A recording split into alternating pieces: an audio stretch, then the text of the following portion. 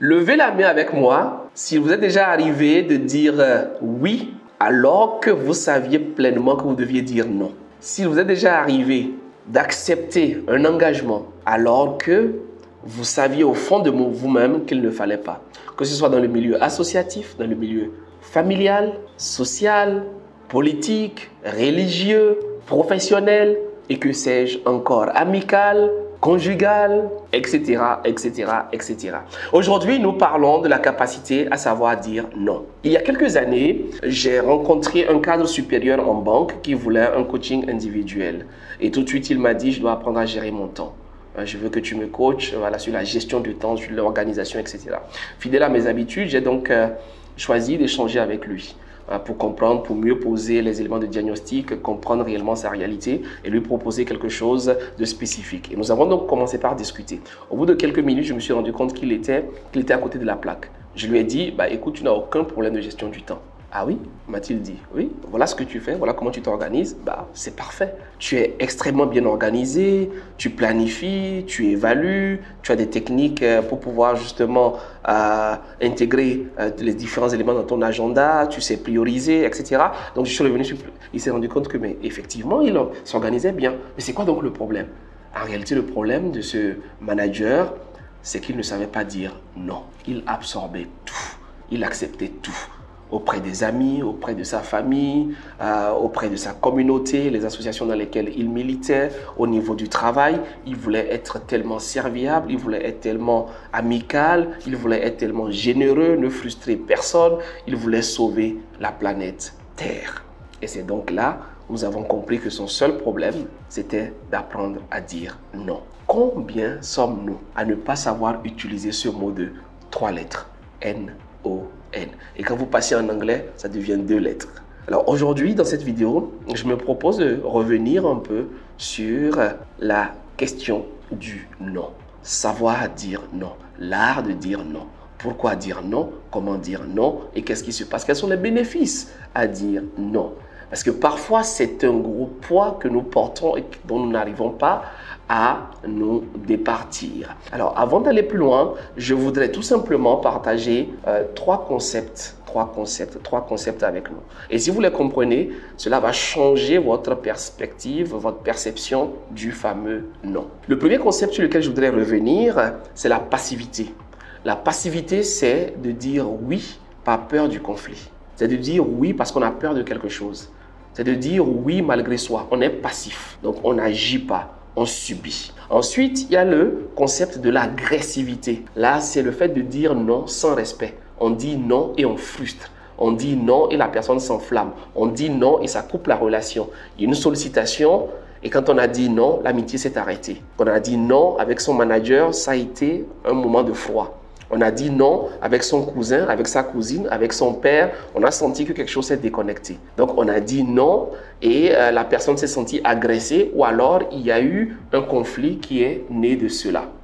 Et enfin, nous avons donc le concept de l'assertivité. L'assertivité, c'est la capacité justement à pouvoir dire non avec respect et avec clarté.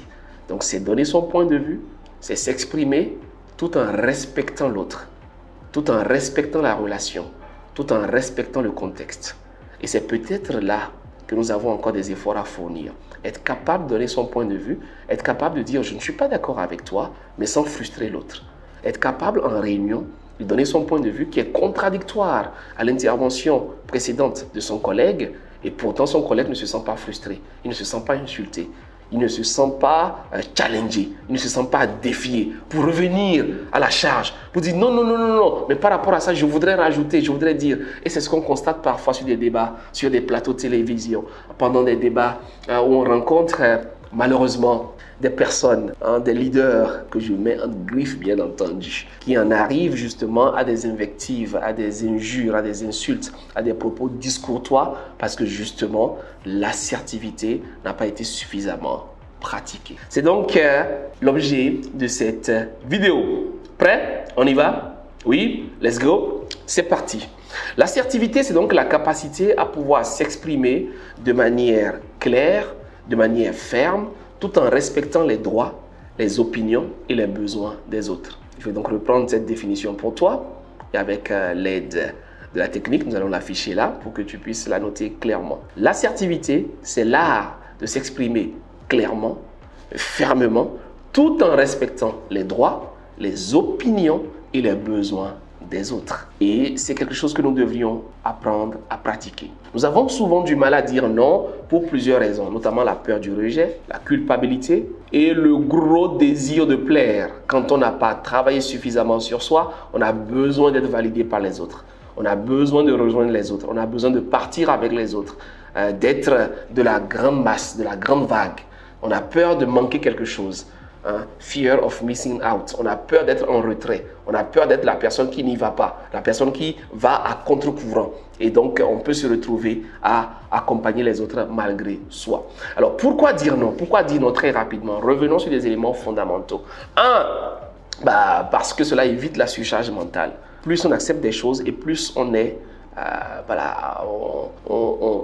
c'est un peu comme une table, c'est un peu comme une voiture qui va accueillir des passagers. À un moment donné, il y a un poids limite. C'est un peu comme un avion, on ne peut pas tout y mettre non plus. Il y aura un crash à un moment donné.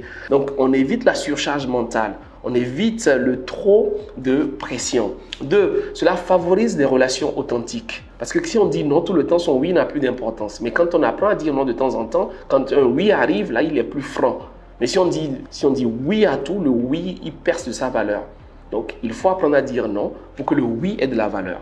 C'est tout simplement un certain équilibre, n'est-ce pas? Si, je sais pas moi, si un homme dit oui à toutes les femmes, il y a un problème. Mais quand il dit non, non, non, le jour où il dit oui, c'est valorisant, n'est-ce pas? Si une structure, une entreprise accueille tous les candidats, voilà, on se dit certainement qu'il y a de la place pour tout le monde. Mais si elle refuse tous les candidats, le jour où elle accepte quelqu'un, c'est que waouh, tu as réussi à aller là-bas. Eh bien, dis donc, waouh, bravo, félicitations, c'est génial. Vous voyez, tout de suite, le fait simplement d'avoir réussi cela, le fait d'avoir décroché ce oui-là, parce qu'il y avait une habitude de non, ça prend tout un sens. Donc, c'est tout à fait normal. Donc, quand vous acceptez finalement un projet alors que vous en avez refusé certains, on sait que là, vous allez vous y mettre à 200%. Et quand vous acceptez tout et que vous ne délivrez pas, même quand vous dites encore oui, les gens ne vous croient plus. Mais quand vous dites non, je n'ai pas le temps, non, je ne peux pas, non, pas cette fois-ci, etc. Le jour où vous acceptez quelque chose, la personne te dit waouh, ok, super, c'est génial. Donc ça prend une certaine importance. Le non renforce également la confiance en soi. Vous remarquerez que pour s'affirmer, il faut apprendre à dire non. Il faut apprendre à dire non. Il faut apprendre à dire non en famille, en société. Il faut apprendre à s'affirmer, à dire quand on ne veut pas. Parce que chacun de nous est censé avoir des valeurs, des principes, avoir une vision. Et donc, quand on a une vision, quand on va quelque part, on ne peut pas accepter tous les chemins, on ne peut pas accepter toutes les propositions, tout simplement parce que c'est pas possible, justement. Il y aura un moment où ce sera divergent. Donc, il faudra choisir celle qui nous rapproche de notre vision, celle qui est alignée avec nos valeurs et ainsi donc renforcer considérablement notre leadership. C'est aussi simple que cela. Alors, très rapidement, quelques vérités importantes au sujet du non. Et l'une des vérités que j'ai découvertes il y a quelques années et qui m'a littéralement bousculé est la suivante. Écoutez très bien, écoutez très bien. C'est qu'en réalité, un non est égal à un oui, automatiquement et inversement. Je répète, un non est égal à un oui, automatiquement et inversement. Donc, un oui est égal à un non, automatiquement et inversement. Je m'explique. Chaque fois que vous dites oui, vous venez de dire non à quelque chose. We good? Parce que notre temps, il est limité. Nous n'avons que 24 heures par jour. Et nous n'avons qu'un certain moment à passer au travail, au bureau, sur terre et tout ce que vous voulez.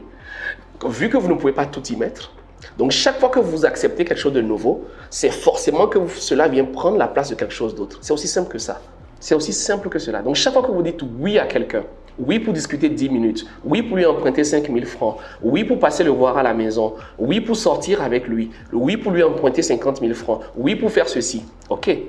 Même c'est oui que vous avez dit pour vous arrêter et regarder cette vidéo, c'est un non que vous avez dit pour regarder autre chose. C'est un non que vous avez dit pour être ailleurs. Vous avez dit oui à cette vidéo et vous passez quelques minutes. Donc forcément, vous dites non à quelque chose d'autre. En ce moment, vous ne pouvez plus être en train de faire certaines choses. Donc chaque fois que vous dites oui à un collègue vient à la maison, c'est un non que vous dites à vos enfants pour passer du temps avec papa. Chaque fois que vous dites je t'emprunte 50 000, c'est un non que vous avez dit pour peut-être passer au restaurant avec votre épouse et dépenser 20 000, 30 000 dans cet argent. N'est-ce pas? Donc, un oui est automatiquement égal à un non et inversement.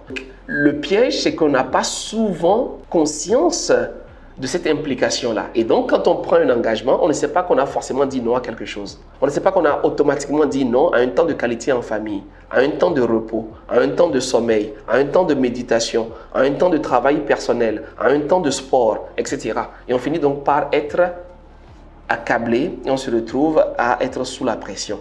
Donc, désormais, chaque fois que vous prenez un engagement ou que vous êtes sur le point de prendre un engagement, demandez-vous tout de suite à quoi est-ce que vous êtes en train de dire non. Rapidement. Faites ce petit exercice-là. Donc, chaque fois que vous dites, dites-vous, OK, à quoi est-ce que je suis en train de dire non? Demandez-vous cela et vous verrez que automatiquement cela corrige votre perception et cela vous aide à prendre des décisions efficaces. Donc, c'est important. Deuxième élément, c'est une citation qui me vient de Paulo Coelho. Il dit ceci, il dit quand vous dites oui aux autres, assurez-vous de ne pas vous dire non à vous-même. Il est sage, hein, Paulo Coelho. Il dit quand vous dites oui aux autres, c'est bien, bravo, aidez les gens, sauvez les gens, encouragez les gens, je sais pas moi, prêtez de l'argent aux gens, c'est super d'aider. Mais assurez-vous de ne pas vous dire non à vous-même. Parce que la première personne que vous devez sauver, c'est vous-même, pas vos enfants, pas votre époux, pas votre épouse, pas vos collègues, pas votre patron. Mais il faut d'abord vous-même vous sauver. Il faut aimer les autres comme vous vous aimez vous-même. C'est ce que nous dit la parole sainte. Donc c'est important de se mettre en priorité. Ce n'est pas de l'égoïsme, c'est de la responsabilité. Il faut vous sauver vous-même, mettez votre gilet et ensuite vous pouvez sauver les autres. Rappelez-vous les consignes de sécurité dans l'avion. On vous dit quand il y a quelque chose, mettez d'abord vous-même votre gilet, mettez d'abord votre masque et après assistez les autres. C'est la même chose dans la vie. D'accord? Ensuite, n'oubliez pas que un non bien formulé est toujours mieux qu'un oui déguisé, hein, qu'un oui forcé, qu'un oui contraint. Donc, c'est toujours mieux d'avoir un non qui est franc et la plupart des gens qui sont honnêtes vous le diront. Dis-moi concrètement, est-ce que tu viens ou tu ne viens pas? Est-ce que tu veux venir? Ce n'est pas la peine. Voilà, je veux que tu viennes, mais si ce n'est pas possible, dis-le-moi plutôt que de faire semblant, plutôt que de... Voilà. Voyez? Donc, un non bien formulé, clair, ferme, est toujours meilleur à un oui qui est contraint, qui est déguisé, qui est forcé, qui est tiré par les cheveux. Et surtout, n'oubliez pas, bonne nouvelle, vous avez le droit de dire non. Ben oui, vous avez le droit de dire non. Vous pouvez dire non. Et j'irai même plus loin. Vous pouvez dire non sans vous expliquer, sans vous excuser, sans vous justifier. C'est un droit que vous avez. Non. Point. Trait. Et vous êtes calme, vous souriez. Vous avez le droit de dire non sans vous justifier. Non. Il n'y a pas de non. Pourquoi non? Non, non, c'est non. Vous avez le droit de dire non et vous avez le droit de dire non sans forcément vous justifier. Donc, reprenez justement les commandes. Quand je dis oui, est-ce que tu me demandes pourquoi je dis oui? Alors quand je dis non, pourquoi tu veux que je te justifie cela? L'heure est venue pour nous de prendre conscience d'un certain nombre d'éléments. Si je te dis oui, je viens, oui, je t'emprunte de l'argent, oui, je serai là, oui, je t'accompagne, oui, je travaille sur le projet avec toi, oui, je te rejoins dans l'association, est-ce que tu me demandes pourquoi? Pas toujours, pas souvent. Alors quand je te demande non, pourquoi tu veux tout de suite une excuse? Pourquoi tu veux tout de suite une justification? Pourquoi tu veux un prétexte? Bah non, c'est non, parce que le oui, c'était le oui. N'est-ce pas? Alors, apprenons donc à dire non. Apprenons à dire non. Et s'il existe plusieurs formules pour dire non, le plus important, c'est de respecter l'autre, de le valoriser et ensuite de lui expliquer que voilà, vous vous retrouvez à devoir décliner gentiment, sagement et purement sa demande. Et si vous n'avez pas de modèle, je peux vous en proposer un rapidement. Donc le modèle DESC qu'on peut utiliser pour plusieurs cas, mais ici on va l'utiliser pour dire non, la méthode DESC. Donc D pour décrire les faits, donc je te remercie, je suis heureux que tu viennes vers moi, je suis honoré que tu vois en moi quelqu'un qui peut t'aider, etc. Voilà, donc D, tu décris un peu la situation, voilà. Ensuite le E, tu vas exprimer donc à ce moment-là, tu vas exprimer ta préoccupation, tu vas exprimer ton sentiment, tu vas expliquer ton opinion.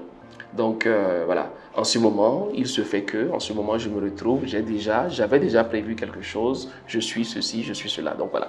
Donc si tu veux une bonne formulation, ce serait de décrire, il se fait que, en réalité, en ce moment, nous sommes déjà, je n'avais pas prévu, j'avais déjà d'autres engagements, voilà.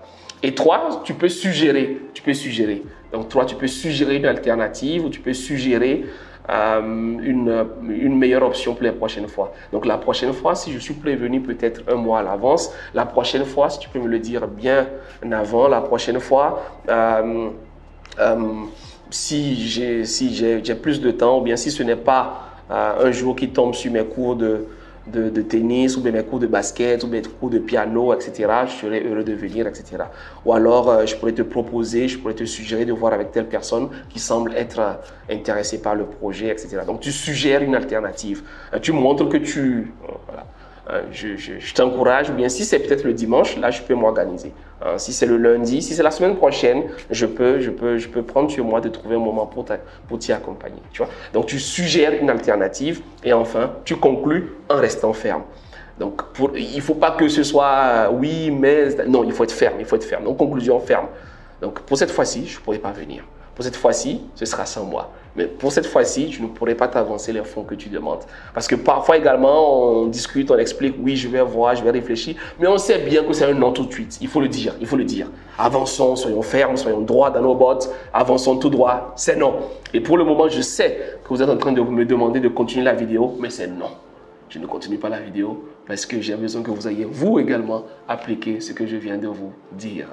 Mais par contre, ce que tu dois faire, c'est t'abonner, c'est partager cette vidéo à des personnes qui en ont besoin et qui parfois viennent te fatiguer avec beaucoup de demandes. Donc, envoie-leur la vidéo, comme ça, ces personnes savent déjà que bientôt, tu commenceras par leur dire non.